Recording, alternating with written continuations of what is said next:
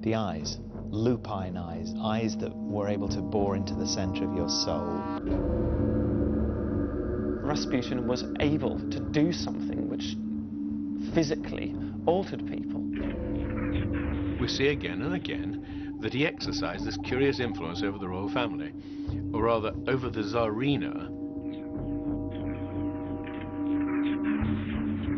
He felt that he was being taken over by a higher force. The devil was something he was wrestling with inside his own mind, but found that it was overwhelming, that it was just too much.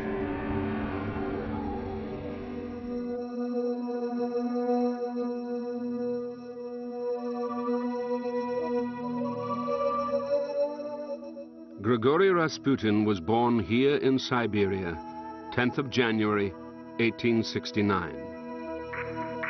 Its 4.5 million square miles make it one of the largest and most remote pieces of land in the world. For generations, Russians had been using it as a dumping ground for all kinds of religious exiles and prisoners. It was home to holy men, healers, and secret religious sects. The first thing you need to think about with Siberia is this emptiness, this vast, isolated sort of space where there are very few people. Russians always viewed it as this kind of empty space that was there for them to fill up. They could never fill it. It was just too vast. They weren't very useful routes for traveling around the country. And I think that this contributed to the isolation that Russian communities felt in this very hostile, very cold landscape. Rasputin would certainly have felt part of that very cold, very isolated, kind of embattled sort of Russian frontier, if you like, a sort of Wild West, except of course the Wild East. Rasputin's origin in the town of Pokrovsky undoubtedly played a very large part in the shaping of his character. Not only is it the very fringes of civilization where pagan shadows hang over everybody's lives, irrespective of the presence of official Christianity, it's also crushingly dull.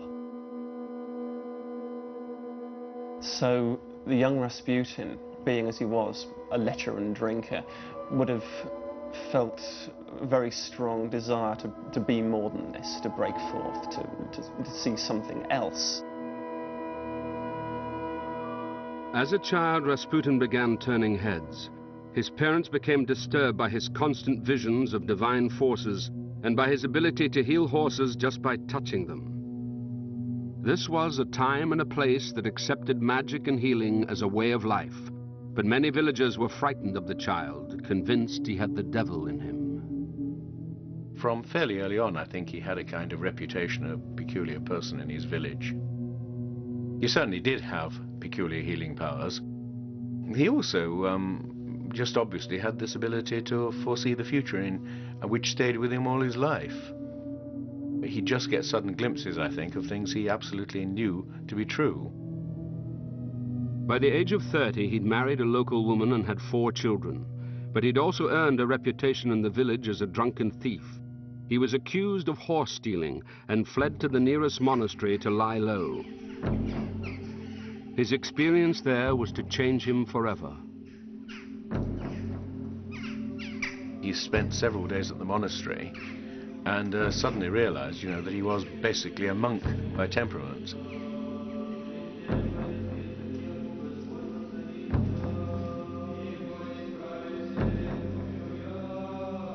In the monastery, his first contact with that ritualized form of religion, it must have been the opening of a door into a new world for him. And to Rasputin, that must have represented a dazzling promise, something he absolutely had to know more about, to get more involved with. Not only would it offer him the chance to entrench his own rather dissolute life in something deeper, it also opened the way to discovering new depths to reality. Rasputin stayed at the monastery for months and made friends with a man called Makary. a famous wandering holy man who had advised Tsar Nicholas II and Empress Alexandra. For centuries, Russian rulers had believed that holy fools had access to God and could give divine advice to the Tsar. Rasputin decided immediately to follow in Makari's footsteps. He does up and leave his wife and go wandering as a starets, a wanderer. He sees the opportunity to go and explore religion, to explore spirituality as his way of coping with that isolation. By travelling, moving on, so that everything around you is transient, you become closer to that which is eternal. He would go on long walks, long pilgrimages between places, suffer the assaults of mosquitoes in marshy swamps, stand motionless for hours on end. For months, Rasputin didn't wash, change his clothes, or touch his body with his hands, sometimes wearing iron shackles to increase the hardship. He certainly wandered way south to Greece, to Mount Athos, and he certainly went to Kazan in these wanderings, which lasted for 2 or 3 years. To begin with, you know, he was starved a lot of the time. Secondly, the sheer physical hardship of walking around a place as big as Russia, where you couldn't thumb a lift, must also have been tremendous. But the result of all this was that by the time he went back home, everyone in the village felt that there'd been a basic change in him.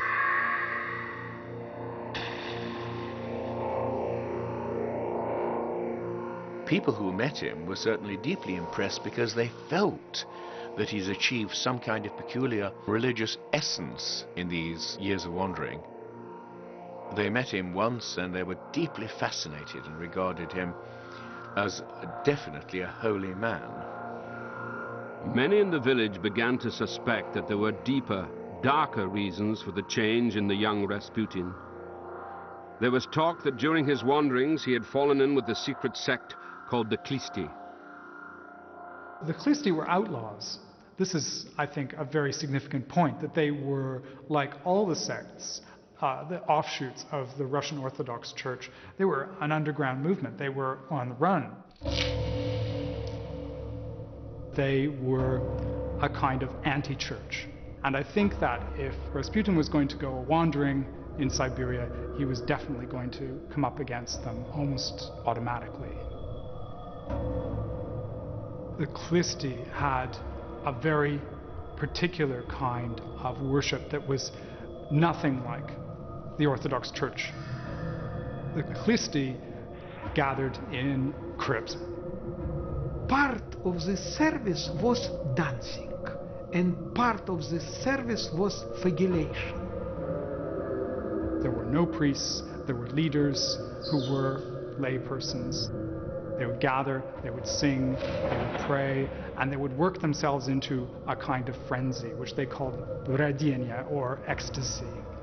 And in the process of doing that, they would begin to dance and whirl about and become almost drunk on spinning. They actually called it spiritual beer, this dancing, this whirling.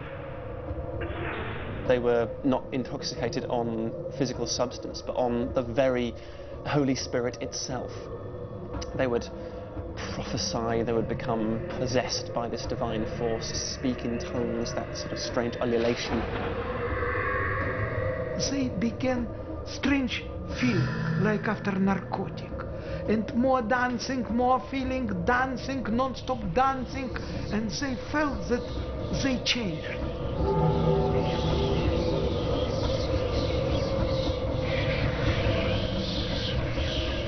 At that point where they had actually sort of built themselves into a fever pitch, they would then fall on the ground. Then what began was a kind of congregational orgy, where everybody just engaged in copulation with whoever was next to them. And there was sex going on all over the place. Many sects of Klist used this dancing and non-stop sex relations after. And it was very powerful sect and very popular sect. These religious orgies were an essential part of the Klisti doctrine. They believed that by deliberately committing a carnal sin, they could repent more fervently and so get closer to God. They called it sinning to drive out sin, and it was an idea and a practice that Rasputin immediately seized hold of. For Rasputin, the idea of transcendence, the idea of all this energy flowing through the ark was really seductive. These people were actually able to achieve peculiar mystical and religious states by going to these extremes. Now, I think that's what Rasputin had discovered. Extreme religious states that he was able to get into occasionally by going through what he felt to be sinful. Rasputin returned to Pokrovskaya and built a chapel in a pit beneath his house. He claimed to be a higher being, urged people to merge with him, and there were rumors that as part of a religious service, he would have sex with his congregation. He simply couldn't rest content with the levels that he'd come to. He had to be the source of the divine power. He'd seen visions all his life, but suddenly they became more intense.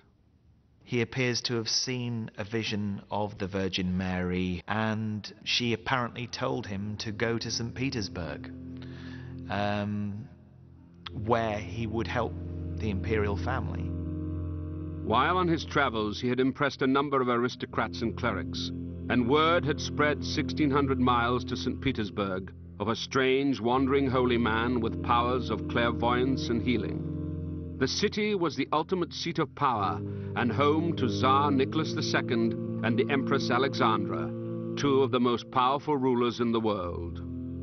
Rasputin believed it was his destiny to be a holy fool, like Makary, an advisor to the Tsar and Tsarina. At the age of 34, he began the long journey west.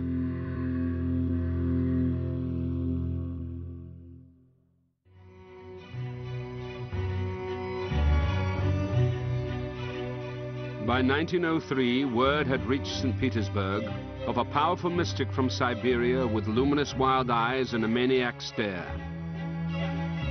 This was the home of Tsar Nicholas II and his wife, the Empress Alexandra. The stage was set for Rasputin's arrival. St. Petersburg was definitely a very peculiar city for the beginning of the 20th century.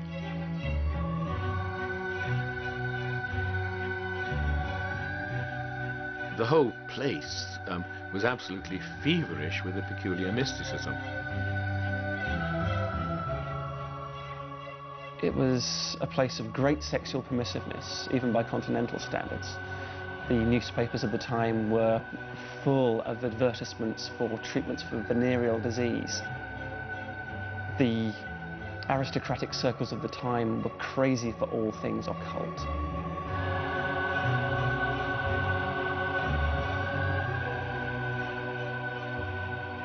This was a time of seances, Ouija boards, all sorts of theosophic and occult thought. So when news began to circulate that there was a mystical type with healing powers, the doors were open to Grand Dukes and Duchesses and to acquaintances of the Tsar himself. While traveling through Russia, Rasputin had secured a letter of introduction to the Tsar's father confessor. He became convinced that Rasputin was a clairvoyant and immediately introduced him to a fanatical monk called Iliador and a powerful bishop called Hermogen. Bishop Hermogen was one of the most widely loved and liked men in St. Petersburg, and he had a tremendous influence. Iliador was shocked by Rasputin's filthy appearance and pungent smell, but Hermogen saw this as evidence of his natural wisdom. His direct manner and ability to heal made Hermogen embrace him as a true holy man, referring to him simply as the saint. Aristocratic salons soon became both electrified and terrified by his presence, with everyone talking of the blazing gaze of his magnetic, light-colored eyes. He turns up in the salons in the palaces in St. Petersburg. I think his immediate attraction is that he's a curiosity. He's this rather bedraggled figure with a long beard that had remnants of food in it. People said he smelt like a goat. He didn't seem to have any respect for authority, so he would pick his nose and he would tell women that they were too ostentatious in their wealth. And yet, at the same time, he had hypnotic eyes. People said that he could dilate his eyes at will. All sorts of society ladies found a magnetic charm, even perhaps a sexual attraction, simply in his physical appearance. He was an individual of tremendous high dominance. Now, Rasputin was undoubtedly a king rat. King rats are the sort of person that women adore simply because they feel, you know, one glance from his eyes, one order snapped by him, and I shall turn to jelly. While Rasputin entertained aristocrats, Tsar Nicholas and the Empress were holding regular seances with two Montenegrin princesses. Known as the Crows, they were fascinated by the occult and constantly supplied the royal couple with mystics they had met on their travels. Alexandra was a very, very superstitious woman, and she had been through the mill with various kinds of mystics and holy men and so on before Rasputin came on the scene. The big search for her was, of course, she wanted a son. She wanted to provide Russia with an heir. What you have to take into account, first of all, is that Alexandra herself was a silly bitch. It's a great pity that she married somebody who was almost as stupid as she was. Now, he just was not suitable to be a Tsar at all. An intensely shy person. They just should not have been in charge of a great empire. Disastrous. When Alexandra finally gave birth to her son Alexei, she was convinced it was the result of divine intervention brought about by the help of a mystic charlatan called Dr. Philippe. Before his death, Philippe had promised her that someone was coming who would take his place. She adored anyone that she felt, you know, was some kind of holy man or healer. She just went absolutely overboard. And this is what happened in the case of Rasputin. On November the 1st, 1905, the Crows finally introduced Rasputin to the royal couple at a private dinner. That night, the Tsar noted in his diary, "We have made the acquaintance of a man of God named Grigory." They needed simple peasant types who they thought were more holy than cosmopolitan St. Petersburg people to buttress their regime. So they were automatically on the lookout for wanderers who had the touch of God, who might sanctify their power. And of course, once the Tsarevich had been shown to be hemophiliac, they supposed that a holy man could cure him. After years of waiting for a son and heir, the Tsarevich Alexei's fatal condition was a personal tragedy for the royal couple and threatened the stability of the entire Russian dynasty. The illness was kept a state secret, but on a later visit to the palace, Rasputin boldly asked to see their son. What happened next was to secure Rasputin's position as one of the most important figures in Russian history. It was really quite a remarkable occasion. He asked if he could pray over their son, and at the same time, he seemed to know what was wrong with him.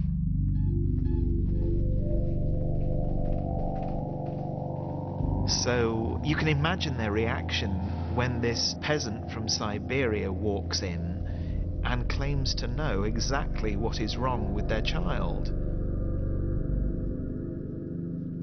Alexei was in the middle of one of his crises. He'd been bleeding for some time from a knee injury.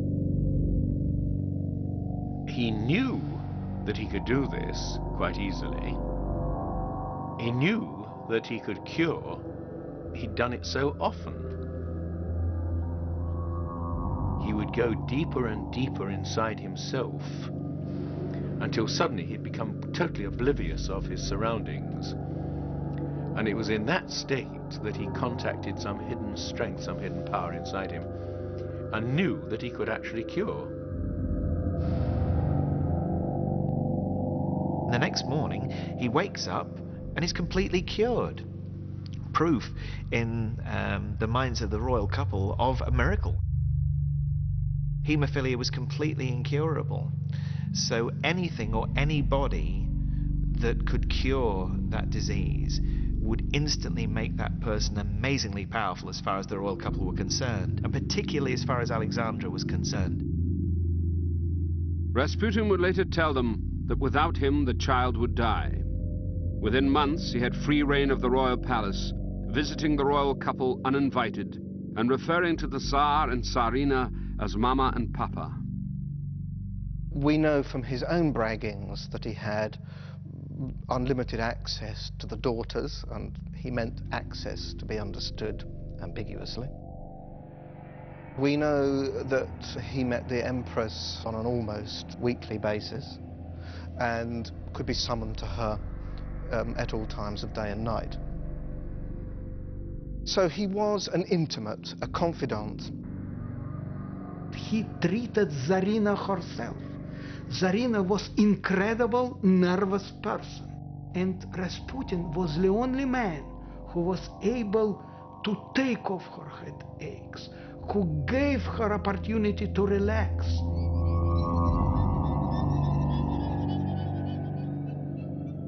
It became known just how much influence he had at the royal court, that he had the ear of the Tsarina herself, and that a word from Rasputin in those ears could achieve just about anything that you desired.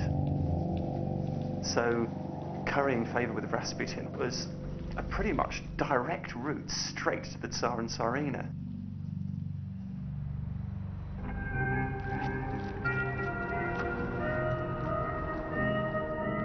Rasputin moved into this apartment in Gorokovaya Street. People were soon queuing up to be near the strange holy peasant who was intimate with the Tsar and the Empress. This is his power base, really. He didn't just live here. And this is where he entertained numerous visitors. This is where the little ladies would come, his prostitutes, his female devotees from all levels of the social spectrum.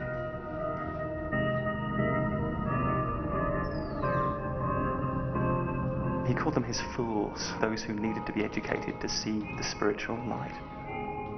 It was here that Rasputin began developing his own religious doctrine, based on ideas and practices he had learned from the Kliste in Siberia. He encouraged his fools to sin with him, so that their forgiveness afterwards would bring them closer to God. And there was no shortage of eager volunteers. They would have a strange ritual of eating and drinking when they were assembled for one of Rasputin's salons. They would all sit around with Rasputin in the center by the table with all the offerings upon it. It was not party in Rasputin flat. It was religious service. They sit in the chair and he was sitting center. And time to time he began to speak something and they immediately tried to write it. They tried to catch his words. They became sect. They did not understood it. They became typical sect. There would be seductions that these women would have passed through his special back room where the first of the sexual advances would take place. I went to see Rasputin. He sat down across from me, placing my legs between his knees. Someone terrifying and ruthless was gazing at me from the depths of those eyes.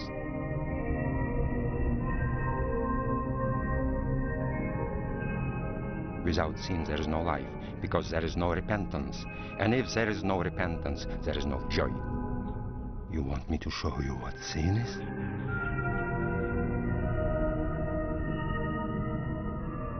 He pulled me into the bedroom and tore off my dress as we went. The next moment, he was nothing but savage animal desire. The last thing I remember is his tearing off my underwear. Then I passed out. I woke up and found myself lying on the ground, torn and defiled. One disciple, Olga Lokhtina, became convinced that Rasputin was Christ and that she was the Holy Virgin. Abandoning her children and wealthy husband, she descended into madness and was seen holding Rasputin's penis while screaming, "You are Christ and I am your you."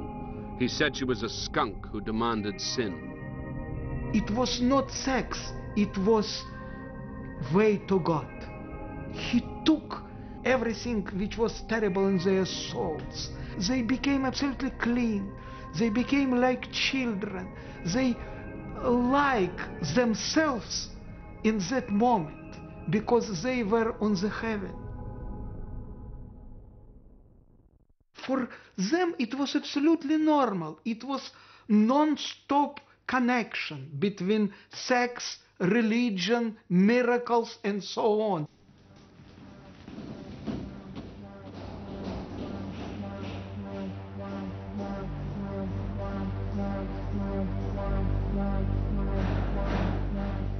But outside the apartment, Rasputin was making enemies.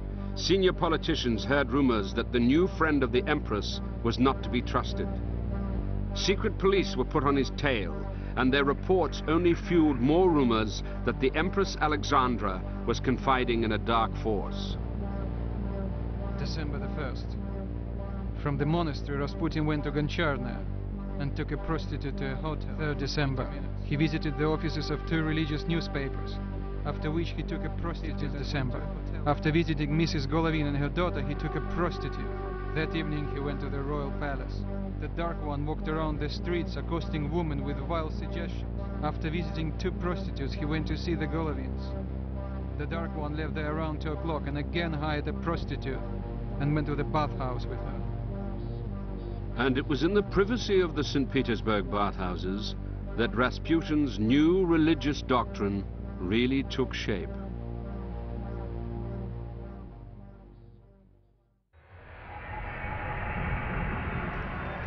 A team of secret police officers had been appointed to keep watch on Rasputin day and night. Increasingly, he was seen entering bathhouses with both aristocrats and prostitutes. For Russian peasants, bathhouses were places of magic and superstition. Most Siberians were born in one, and there were places to conjure spirits, both good and evil.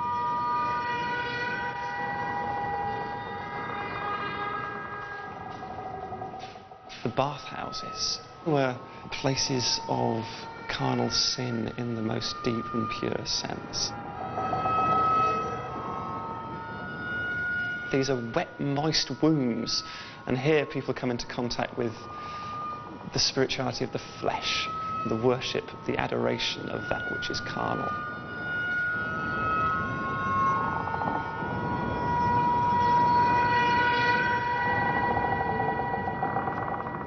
This is one of the bathhouses where he would have come frequently. To Rasputin's mind, these were places where he would come to conduct a particular kind of holy service. You see, Rasputin had a peasant's mentality in many ways, and he dealt with the devil exactly as you'd deal with a Siberian wolf.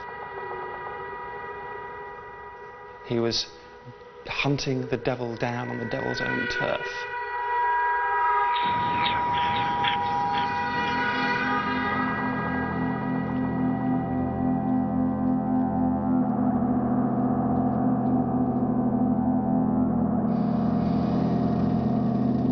Rasputin seems to have taken the devil into himself, waged that whole spiritual battle on the turf of his own body. He was calling the devil forth, taking the devil into his own flesh. He performed this ritual where he was trying to exorcise the demon of lechery. And in fact, beating the woman that he brought into the bathhouse with him, roaring at her, going on about the demon of lechery and how he was going to beat it out of her.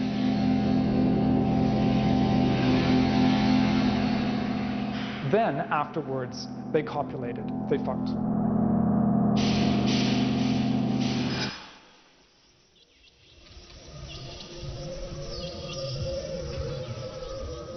He was convinced in himself that he was strong enough to carry out these unorthodox forms of worship. He was strong enough to take the Holy Spirit within him into the places where the devil, as he would have seen it, dwelled. These escalating battles with the devil soon started to take their toll. He was seen leaving the bathhouses, talking wildly with himself. It was conversation with devil on the street. Devil for him was a real person, and he had non-stop conversation with him. He's on this spiritual journey, and he thinks he can drive out sin by sinning. But in fact, the sin captures him, and he can't drive it out. He's angry with the demons that are inside of him that he can't actually get rid of. Those who have the power to work miracles are liable to suffer something which is called spiritual temptation, which basically means that your power source is suddenly switched, so that you are performing miracles by the devil's power rather than God's. They're still miracles, they're just evil miracles.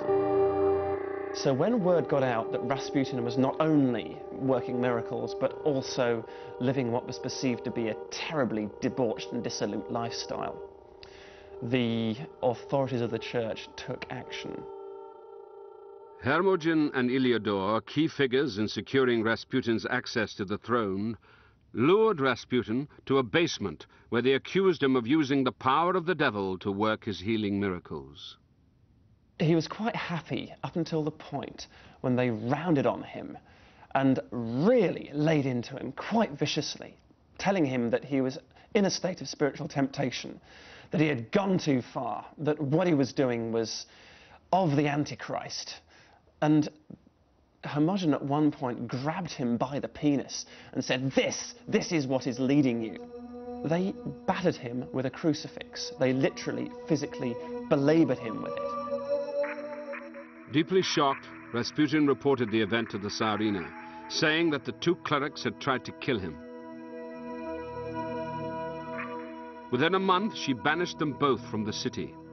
But Iliador was not to be silenced, and fled to Finland disguised as a woman, plotting a way to kill what he saw as the devil incarnate. Rasputin went back to his own village of Pokrovsko on the 27th of June, 1914. The following day, at about 2:15 in the afternoon, the postman brought him a telegram. Rasputin wandered out to the post office to send a return telegram. This time, a most peculiar-looking woman came up to him, and Rasputin handed her some alms. And then suddenly she lunged at him with a knife and managed to get the knife more or less into his stomach. Zhenya Gusyeva, a deformed ex-prostitute with no nose, had been sent by Iliador to kill Rasputin. Despite pulling his intestines out of his body, she failed to kill him. But his long stay in hospital was to have a huge impact on the fate of Europe. Just hours earlier, Archduke Franz Ferdinand was assassinated 2,000 miles away in Sarajevo, sending Europe spiraling into the worst war the world had yet seen.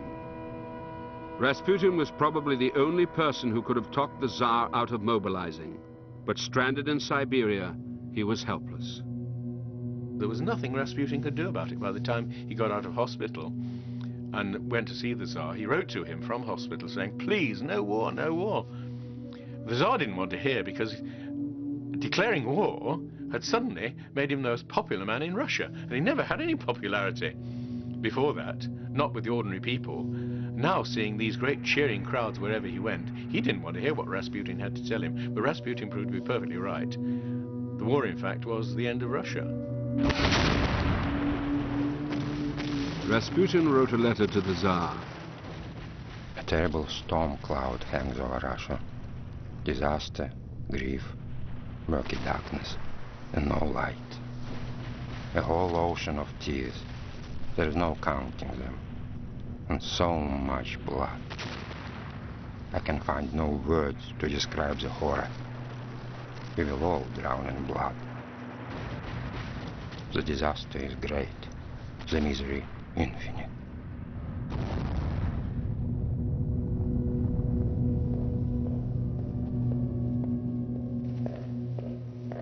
Rasputin returned to St. Petersburg more powerful than he'd ever been. The Empress summoned him to the palace and asked his advice on the war effort. Of course, when the war started and the Tsar went off to the front, then quite suddenly Rasputin, in a sense, became Tsar. With her husband away from home, Alexandra became increasingly dependent on Rasputin, becoming convinced that the safety of her family was entirely in his hands.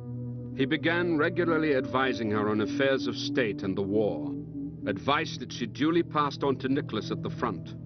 In the space of 2 years, Rasputin oversaw the appointment of 4 prime ministers, 4 war ministers, and 6 ministers of the interior. Rasputin was, in many ways, behind a desk. He was hiring and firing ministers. He not only moved in circles of power, he created circles of power according to who was on side and who wasn't. Nearly all Rasputin's interference in politics was a disaster. Nearly all of his nominees and so on were total idiots. Things just went from bad to worse with Rasputin as the man who was making the suggestions. The war was a disaster, the worst Russia had ever suffered, bringing the entire country to its knees.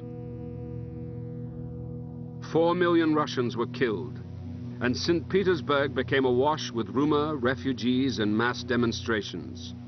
The suicide rate tripled, the cost of bread quadrupled, bakeries were looted.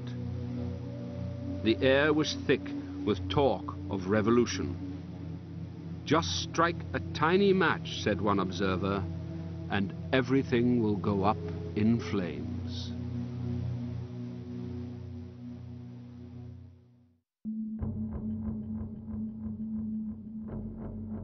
By 1914, St. Petersburg was the capital of a nation at war. The poet Gippius called it a lunatic asylum, with the inmates of the city unable to tell the difference between what's real and what's false. But no one felt the madness more than Rasputin, whose personal battles with the devil were proving too much. His health began to break down, and that when his health began to break down, he ceased to have this healing ability that he'd had. He tried to heal some woman who'd come along to him with awful arthritis, and I sat there praying and praying and praying, and somehow nothing happened. He couldn't get down to that deep level inside himself where the power came from. And it was then that I think he began to feel that he, like everybody else, was due for extinction. Do you know that soon I shall die in terrible pain? God has sent me to be sacrificed, to save our dear sovereign and holy Russia. Despite my terrible sins, I am a Christ in miniature. He wrote to the Empress prophesying his own murder. I wish to make known that if your relations bring about my death, then none of your family will remain alive for more than 2 years. They will all be killed by the Russian people. Tell your relatives that I have already paid for them with my blood. I shall be killed. I am no longer among the living. Pray and be strong. I think he was a deeply troubled spirit, as it were, that he really was wrestling with forces that he didn't feel that he could control. Rasputin visited his friend Filipov, sobbing after a drunken night with St. Petersburg gypsies. He'd squandered 2,000 rubles and had to visit the Empress that same day. Rasputin wept, declaring that he was no longer holy, but was a devil, a demon. Outside, the city had been rechristened Chetrograd, Devil Town, and the streets were buzzing with the rumor that Rasputin was a spy who shared the bed of the half-German Empress. He had split the nation. To some, he was the voice of old Russia advising the throne. To others, he represented all that was wrong with the Tsar and the court. He was ignorant, corrupt, and far too powerful. Rasputin's real political significance is as a negative, as an image of the treason which was believed at a national level existed in the court. The problem that all people had with Rasputin was that he was basically bringing the autocracy down. They thought that they could still salvage the divine principle of autocracy, of Russian nationalism, which went with it, so long as they could get rid of this malevolent influence. Finally, a fanatical politician called Purishkevich made a sensational speech in the state parliament, naming Rasputin as a dark force. A rascal, a glist, a dirty, illiterate peasant is playing with our churchmen. What abyss are they taking us into? I want to sacrifice myself and kill this vile creature. Evil comes from those dark forces, from the influences headed by Rasputin, the evil genius of Russia. The next day, he received a telephone call from a young aristocratic bisexual called Felix Yusupov. Felix Yusupov was one of the richest men in Russia, probably the richest, and immensely good-looking. He was a dandy and a well-known homosexual who had, it seems, had homosexual relations with Rasputin. Convinced that Rasputin had become the satanic power behind the throne, Yusupov and Purishkevich approached the Tsar's cousin, Pavlovich. Together, the three men hatched a plot to salvage the royal dynasty. Yusupov's account of how he killed the mad monk of Siberia has become the ultimate Rasputin legend. On the day of Rasputin's death, Yusupov had asked him to go around there at an odd time, midnight, to meet his wife Irina, who was known as one of the most beautiful women in St. Petersburg. They waited until the secret police had stopped hanging around Rasputin's apartment, and then they went to pick Rasputin up in a car, and they took him back to the Yusupov palace.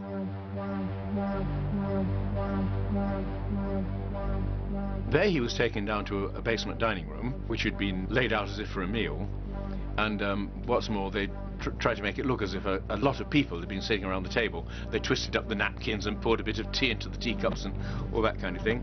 And so Rasputin sat there quite contentedly. He was told that Irina was still upstairs with the remaining guests, and that as soon as they'd gone, they'd have a conversation. Rasputin sat there.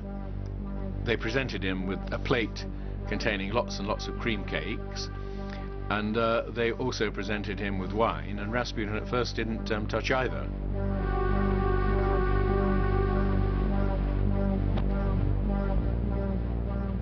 Then finally Rasputin got a bit bored with all this and proceeded to eat the cakes and to swig down the wine. Now there was enough cyanide both in the wine and the cakes to kill most people.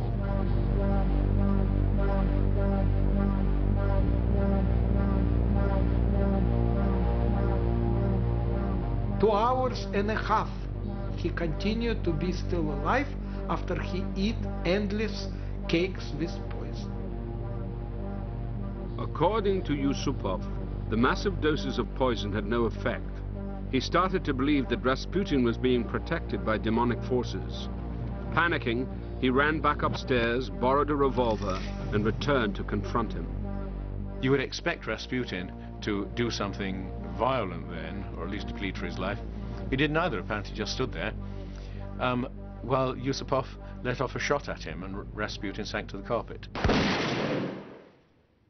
They were upstairs celebrating the death of Rasputin, but Felix couldn't shake the idea that something might be wrong. He opened the door and saw the body which was on the floor, but when he began to see, he saw how one of Rasputin's eyes a little bit began to open. He was still alive. Back from the dead, Rasputin tried to throttle Yusupov, who broke free, started screaming, and fled upstairs. The doctor who had supplied the cyanide fainted in terror. Then they went back downstairs, and to their horror, Rasputin wasn't there anymore. And then they found that he crawled up a flight of stairs out of the room and was crawling across the courtyard in the snow. Out in the courtyard, Yusupov fired twice at point-blank range, but Rasputin kept going, shouting back that he was going to tell the Empress. Then the Tsar's cousin, Pavlovich, fired 2 more shots, hitting him squarely in the back and then the head. Yusupov ran over in hysterics and began bludgeoning the body with a metal kosh. The shot, poisoned, bloody, but still not quite dead Rasputin is bundled up, stuffed into a car and driven many miles out in the ice and snow to a bridge on the outskirts of St. Petersburg. By 5 in the morning, the conspirators were stuffing Rasputin's body through a hole in the ice, hoping that the current would drag it out to sea. But 2 days later, a grotesque frozen corpse was pulled from the river. The superstitious of St. Petersburg flocked to the site, scooping up water that the dead man had lain in. An autopsy found water in his lungs, suggesting he was still alive when thrown into the river. Yusupov promptly wrote an account of his battle to kill the devil. They prefer to create legend about devil. They gave him cakes, they continued to be still alive, they shot him, they continued to be still alive, and devil returned and tried to kill one of them, but they shot him. 5 men shot the only, not muzhik, not peasant, but devil. His body was buried, then dug up and burnt at a roadside.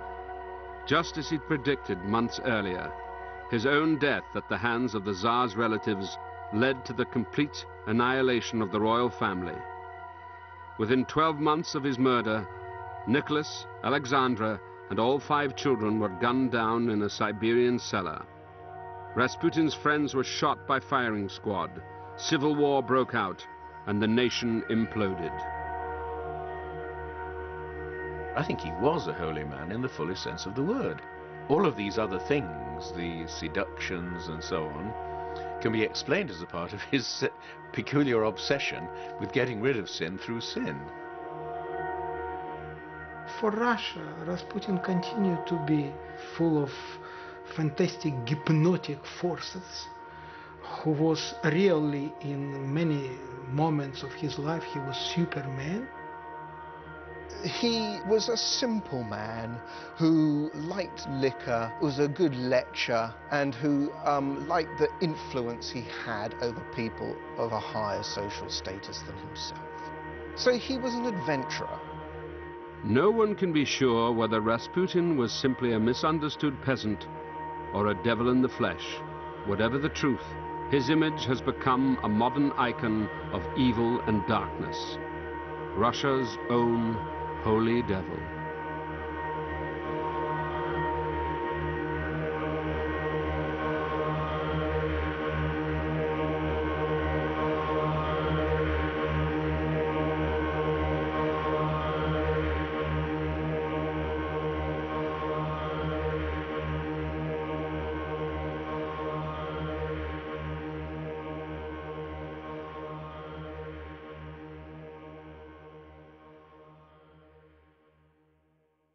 To everything turn, turn, turn. There is a season turn.